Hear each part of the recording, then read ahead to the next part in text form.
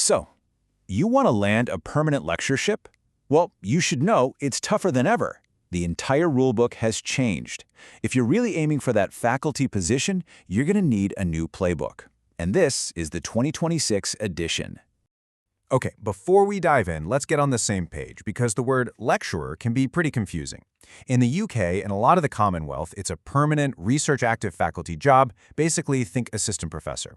But head over to the United States, it's usually a role focused on teaching and it's not on the tenure track.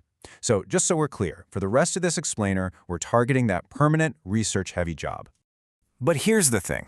No matter what the title is, hiring committees are all searching for the same profile, what we're calling the complete academic.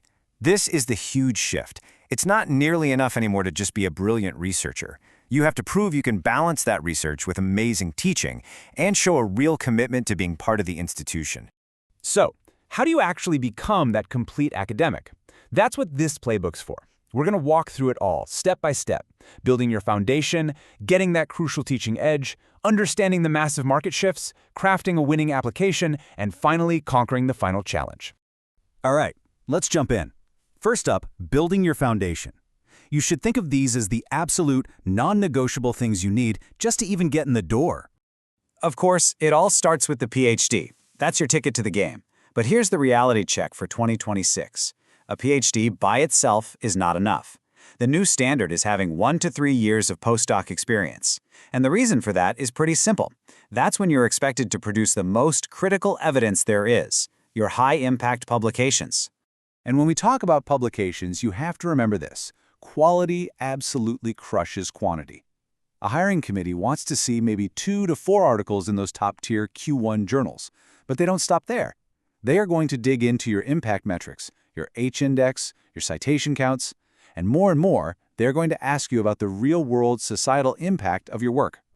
Okay, so your research foundation is solid. Let's talk about what might just be the single biggest thing that sets candidates apart today, your teaching edge. This is about proving you're not just an expert in your field, but also a skilled, certified educator. You know, over the last 10 years or so, there's been this quiet revolution happening. Universities frankly got tired of gambling. They used to hire a brilliant researcher and just hope they could teach. Well, that gamble is over. Now they demand proof.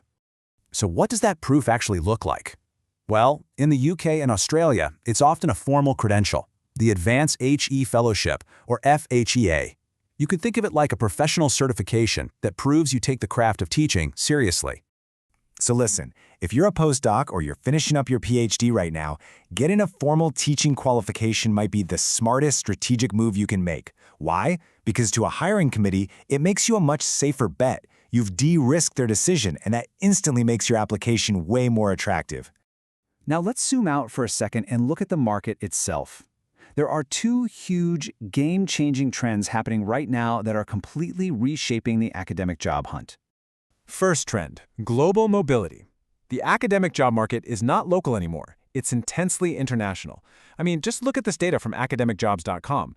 A 21% surge in academics from the US applying for jobs in places like the UK, Australia, and Hong Kong. Your competition isn't just in your city, it's on every continent. So what does this actually mean for you? It means your whole profile has to be portable. You have to show that you can collaborate across borders, that your research has international relevance, and, this is the big one, that you can secure research funding from anywhere in the world. The second huge shift is, you guessed it, AI. And it's just amazing how fast this has all changed. Just a couple of years ago, the main conversation around AI was purely defensive. It was all about how to catch students trying to cheat with it.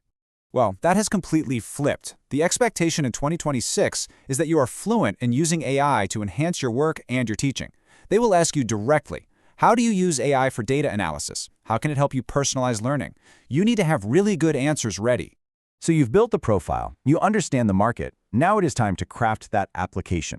And you have to remember, this isn't just a list of what you've done, it is an argument for your future value to that institution.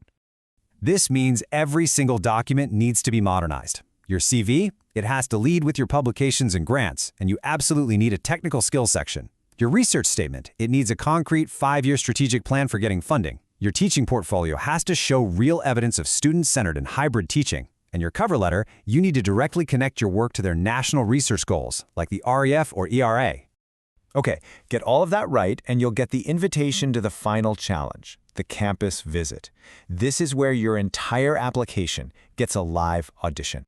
And make no mistake, it is an intense, multi-day gauntlet. It's designed to test every single part of your profile. You'll give a job talk on your research, you'll perform a live teaching demo, and you'll go through a whole series of panel interviews with everyone from the dean to the current students. It is the ultimate test.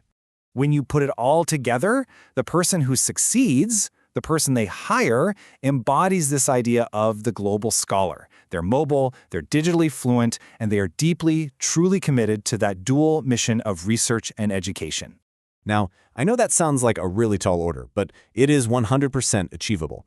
Following this playbook will help you build exactly the kind of evidence-led profile that universities are desperately looking for. And the best part? The opportunities are really out there. We are seeing a record number of global vacancies for the right candidates. Which really brings it all down to one simple, crucial question.